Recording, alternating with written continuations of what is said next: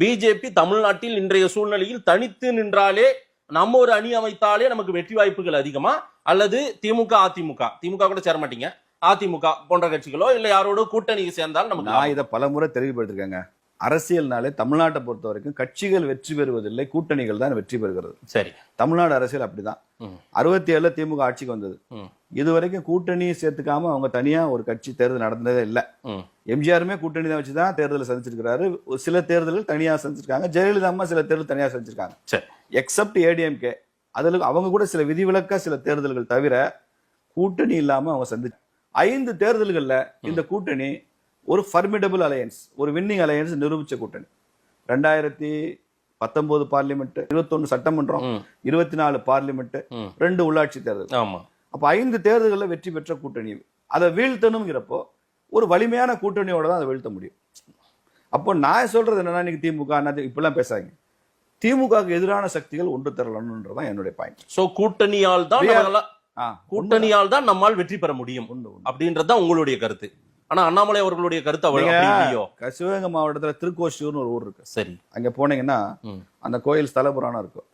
தீய சக்திகளை அழிக்கிறதுக்காக, அசுர சக்திகள் தீய சக்திகளை அழிப்பதற்காக அங்கே பிரம்மா, சிவன், விஷ்ணு 3 பேரும் கூட்டு சேர்ந்த இடம், ஒரு கோஷ்டி சேர்ந்த இடம். சரி, சேர்ந்து நின்று அந்த தீய சக்திகளை அழிச்சாங்க அப்படிங்கறத அந்த கோயிலோட கதை. அதனால அந்த கோயிலுக்கு பேரு திருக்கோஷூர்னு பேரு. அங்க பெருமாள் தான் பிரதானம். ஆனா அந்த ஸ்தல புராணத்துல அந்த ஒரு கூட்டணி அமைச்சாங்க அப்படின்னு வருது. ராமன் தனியாகவே ராவணனை வீழ்த்திருக்க முடியும். சீதா பல தடவை சொல்றான், ராமனுடைய ஒரு அம்புக்கு நீ தாங்க மாட்டார், தொலைச்சிருவார் உன்னைன்னு சொல்றா ராவணன் எச்சரிக்கிறா சீதை.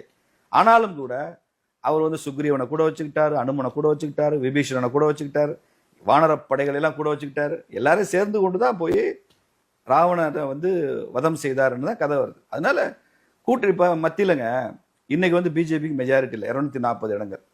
கூட்டணி மந்திரி சபை இருக்கு அப்படின்னு நீங்க சொல்லலாம். சரி, 2019 303 சீட்டு கூட்டணி மந்திரி சபை.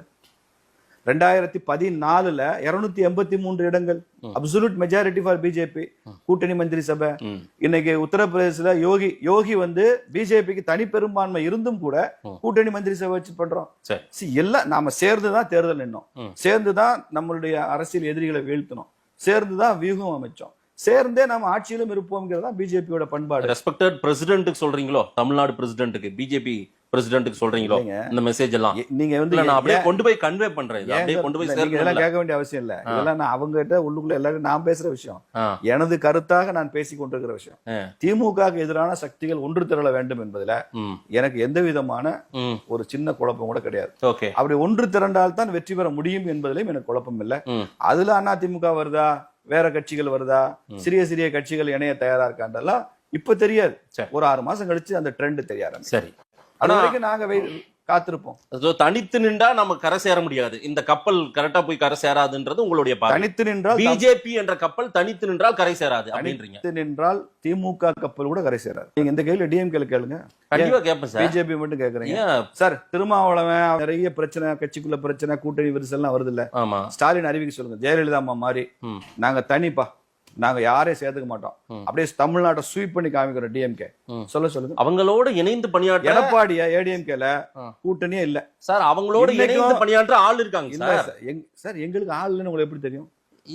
போன தேர்தல் எப்படி ஐயா ராமதாஸ் எங்க கூட கூட்டணிக்கு வந்தாரு பாட்டாளி மக்களுக்கு? இந்த தேர்தல் வருவாரான்னு இன்னும் சொல்லல. போன தடவை வந்தார்ல 2021 இதே அதிமுக, பிஜேபி, பாட்டாளி மக்கள் கட்சி, தேமுதிக, அப்ப கேப்டன் விஜயகாந்த் அவர்கள் உயிரோடு இருக்கும் போது நாங்க வலிமையான கூட்டணியில தானே இருந்தோம். சரி, 19 பாராளுமன்றத்தை வலிமையான கூட்டணி தானே இருந்தோம். நீங்க ஏன் வரமாட்டாங்கன்னு எப்படி சொல்றீங்க? 2014 இன்னைக்கு எதிர்த்து பேசுற வைகோ தமிழ்நாடு பூரா யார பிரதமர் ஆக்கணும் தமிழ்நாடு முழுக்க பிரச்சாரம் பண்ண. 14 சொல்றீங்க, யார பிரதமர் ஆக்கணும் பிரச்சாரம் பண்ணார் வைகோ? மோடி தான். அப்புறம் என்ன, எங்க கூட இருந்தவர் தானே வரும். அதுக்கு முன்னால வாஜ்பாய பிரதமர் ஆக்கணும் 1999 தமிழ்நாடு பூரா பிரச்சாரம் பண்ணது யாரு?